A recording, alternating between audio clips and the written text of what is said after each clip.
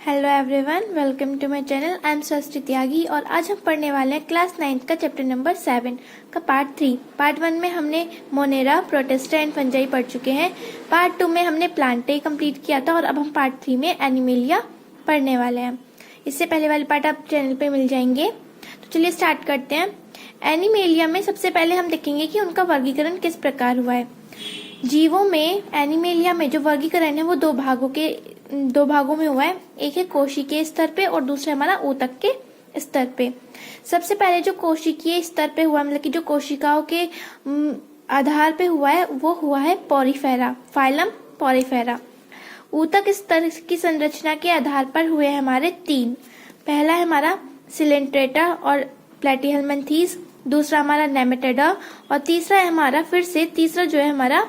फिर से हमारा कितने भाग में बढ़ गया है? 2 भाग में हमारा बढ़ चुका है। पहला भाग है एनेलिडा, मोलस्का और आर्थ्रोपोडा और इसका दूसरा भाग भी 2 भागों में विभाजित है, इकाइनोडर्मेटा और कॉर्डेटा। इकाइनोडर्मेटा में नोटोकॉर्ड नहीं होती है और कॉर्डेटा में नोटोकॉर्ड पाई जाती है। इसके आगे फिर से कॉर्डेटा जो है हमारा वो 2 भागों में विभाजित हुआ है। पहला प्रोटोकॉर्डेटा और दूसरा हमारा यूकॉर्डेटा, मतलब कशेरुकी। फिर हमारा कशेरुकी फिर हमारा 6 भाग में विभाजित है। पहला साइलोस्टोमेटा, दूसरा मत्स्य, तीसरा जलस्थलचर, चौथा सरीसृप, 5वां पक्षी और छठा है हमारा स्तनपायी। तो चलिए अब इन सभी फाइलम्स को हम एक एक करके पढ़ते हैं। सभी फाइलम्स को पढ़ने से पहले हम एक बार देख लेते हैं कि नोटोकॉर्ड होती क्या है। नोटोकॉर्ड जैसे जीवों में जो बैकबोन होती है, पीछे की जो रीढ़ की हड्डी होती है, उसको हम क्या कहते हैं? नोटोकॉर्ड बोलते हैं। इसके आधार पे जो जीव हैं वो 2 भागों में बांट दिए गए हैं। पहला कॉर्डेटा जिसको हम कशेरुकी भी कहते हैं और दूसरा हमारा नॉन कॉर्डेटा जिसको हम अकशेरुकी बोलते हैं। चलिए अब स्टार्ट करते हैं हम अपने फाइलम्स। टोटल फाइलम्स 9 या 10 के करीब हैं।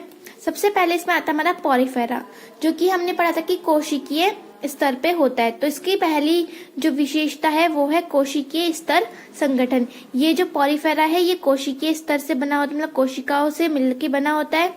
दूसरा, इसका पूरा शरीर छिद्र युक्त होता है। कहने का क्या मतलब है? जो पॉरीफेरा है, फाइलम पॉरीफेरा के जितने भी जीव हैं उनके शरीर पर क्या पाए जाते हैं? छिद्र पाए जाते हैं। अचल जंतु, ये जो जंतु होते हैं पॉरीफेरा जो होते हैं, ये जहां रहते हैं वहीं पर ही रहते हैं। ये अपना मूवमेंट, अपना चलन नहीं कर पाते, ये जहां है वहीं स्थित रहते हैं। इसका उदाहरण है हमारा पहला साइकॉन और दूसरा हमारा यूक्लिप्टेला। इसके बाद आता है हमारा सिलेंट्रेटा। सिलेंट्रेटा का क्या है? हमारा ये ऊतकीय स्तर से बना हुआ है, मतलब बहुत सारी कोशिकाएं मिलके एक समूह बनाती है जिसको हम ऊतक कहते हैं और वो ऊतक, बहुत सारे ऊतक मिलके क्या बनाते हैं? हमारा सिलेंट्रेटा बनाते हैं। इसका जो शरीर होता है वो खुली गुहा वाला होता है। इसका उदाहरण है हमारा हाइड्रा और जेली फिश। सिलेंट्रेटा के बाद आता है हमारा स्केलेमेंथेस और नेमेटोडा। स्केलेमेंथेस एंड नेमेटोडा का जो एग्जाम्पल है वो है गोलकमी। गोलकमी एक जीव का नाम है। ये गोल आकार का होता है और इसमें भी जैसे पहले हमने पढ़ा था पॉरीफेरा की तरह, इसमें भी कहीं ना कहीं हमारे छिद्र पाए जाते हैं। इसके बाद आता है हमारा एनेलिडा। एनेलिडा जो है हमारा एग्जाम के पॉइंट ऑफ व्यू से एनेलिडा हो गया, आर्थ्रोपोडा हो गया और मोलस्का हो गया, ये सब अभी हमारे क्या है? एग्जाम के पॉइंट ऑफ व्यू से बहुत ज्यादा इम्पोर्टेंट है, तो इसे आप ध्यान से समझिए। एनेलिडा जो होते हैं वो जल व समुद्र में पाए जाते हैं। उभयलिंगी, लैंगिक या स्वतंत्र और शरीर खंड युक्त होते हैं। कहने का क्या मतलब है? जो एनेलिडा है वो जल में पाए जाते हैं। ये उभयलिंगी होते हैं। कहने का क्या मतलब है? उभयलिंगी मतलब शरीर में मानव में मतलब मादा तथा नर दोनों एक ही शरीर में पाए जाते हैं, ये अलग अलग नहीं होते हैं। इसका उदाहरण है केचुआ, जोक और नैरिस। इसके बाद आता है हमारा आर्थ्रोपोडा। आर्थ्रोपोडा जीव जगत में 80% जीव इस फाइलम के पाए जाते हैं। कहने का क्या मतलब है?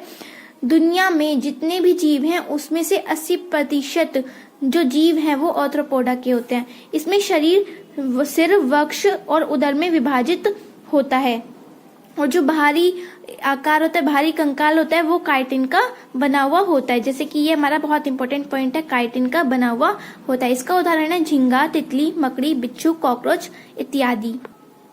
इसके बाद आता है हमारा मोलस्का। मोलस्का हमारा दूसरा सबसे बड़ा फाइलम है। सबसे पहला हमारा क्या था, आर्थ्रोपोडा। इसके बाद आता है हमारा मोलस्का। मोलस्का में 90,000 प्रजातियां पाई जाती हैं। इसका जो शरीर होता है वो मुलायम होता है। शरीर फिर से हमारा सिर, उदर और पद में विभाजित होता है।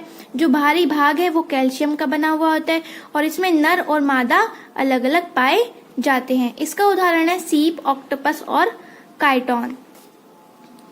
इसके बाद आता है हमारा इकाइनोडर्मेटा। इकाइनोडर्मेटा जो होते हैं वो समुद्री जीव होते हैं।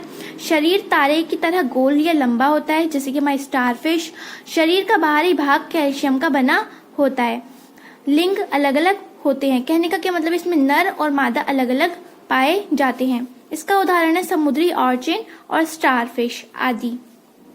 इकाइनोडर्मेटा की बात आती है हमारे कॉर्डेटा। कॉर्डेटा जो होते हैं वो सिलोम की उपस्थिति होती है। इसके अंदर सिलोम मतलब कि उसमें छेद पाए जाते हैं। पूंछ जीवन की किसी अवस्था में उपस्थित होती है। कहने का क्या मतलब है, जैसे जीवों में पूंछ पाई जाती है तो किसी न किसी अवस्था में, बुढ़ापे में या मतलब बचपन में पूंछ पाई जाती है और फिर वो नष्ट हो जाती है। ये दो प्रकार में विभाजित किया गया, एक प्रोटोकॉर्डेटा, दूसरा है हमारा वर्टिब्रेटा। प्रोटोकॉर्डेटा के उदाहरण है ब्लैनोग्लोमस, ग्लॉसस और हर्डमैनिया। वर्टिब्रेटा के है हमारे पक्षी और मत्स्य। आपके सिलेबस के अकॉर्डिंग 9th के हिसाब से बस आप इतना पढ़ लीजिए कि कॉर्डेटा 2 भागों में विभाजित है, प्रोटोकॉर्डेटा और वर्टिब्रेटा और इसके उदाहरण। इसके बाद आता है हमारा मत्स्य। मत्स्य हम सभी को पता है कि जो मछलियां होती हैं वो जल में पाई जाती हैं, गिल से अपनी सांस लेती हैं, गिल उपस्थित होते हैं, ठंडे खून वाली होती हैं और हृदय उनका 2 भागों में विभाजित होता है और अंडे देने वाली होती हैं। इसमें जन्नधारी पाई जाती हैं ताकि वो अच्छे से तैर सके। इसका उदाहरण है शार्क, रोहू और टॉर्पिडो। टॉर्पिडो एक तरीके की मछली ही होती है, मछली का नाम है। इसके बाद आता है हमारा एम्फीबिया, जल स्थलचर, जो कि हमारे जल में पाए जाते हैं और भूमि पे भी पाए जाते हैं। मतलब दोनों जगह पाए जाते हैं। एम्फीबिया की भूमि पे भी पाए जाते हैं और जल में भी पाए जाते हैं। इनके जनन के लिए जल आवश्यक होता है, मतलब कि नए जीवों को उत्पन्न करने के लिए जल की जरूरत पड़ती है। पानी में अंडे देते हैं। उदाहरण है टोड, मेंढक और सैलमेंडर। जैसे मेंढक क्या है, वो पानी में अपना जनन करते हैं, नए जीवों को पानी में उत्पन्न करते हैं। इसके बाद आता है हमारा सरीसृप। सरीसृप मतलब कि सांप। अधिकांश थलचर होते हैं, ज्यादातर जमीन पर पाए जाते हैं, पानी में भी पाए जाते हैं लेकिन ज्यादातर जमीन पे पाए जाते हैं। श्वसन फेफड़ों द्वारा किया जाता है। कवच युक्त अंडे देते हैं ताकि वो मर न जाए और अच्छे से इनका जनन हो सके। इसका उदाहरण है सांप, कछुआ, छिपकली और मगरमच्छ। इसके बाद आता है हमारा पक्षी। पक्षी जैसे हमें सभी को पता है कि वो उड़ते हैं, तो वो उड़ कैसे पाते हैं, क्योंकि उनकी जो अस्थि होती है वो खोखली होती हैं, तो ये गर्म खून वाली होती हैं। 4 कक्षीय हृदय होता है। इनका जो हृदय है वो हमारी तरह 4 कक्षीय होता है, मतलब 4 भागों में विभाजित होता है। श्वसन फेफड़ों के द्वारा किया जाता है हमारी तरह। इनकी अस्थियां खोखली होती है, तभी उड़ पाते हैं ये लोग। अगर इनकी अस्थियां भी बहुत भारी होंगी तो ये उड़ नहीं पाएंगे। सिर, गर्दन, धड़ व पूंछ में विभाजित होता है। शरीर पर पंख पाए जाते ताकि ये उड़ सके। इसमें नर और मादा अलग अलग पाए जाते हैं। इसका उदाहरण है कौआ, कबूतर और मोर आदि। इसके बाद आता है हमारे स्तनपायी, स्तनधारी। ये होते हैं मानव वगैरह जैसे हम लोग। श्वसन फेफड़ों द्वारा होता है। निषेचन क्रिया आंतरिक होती है, मतलब शरीर के अंदर होती है निषेचन। हृदय 4 कक्षीय होती है, 4 भाग होते हैं। हृदय के गर्म रुधिर वाले होता है और खून जो है वो गर्म होता है। उदाहरण क्या है, मनुष्य, कंगारू, हाथी, बिल्ली, चमगादड़।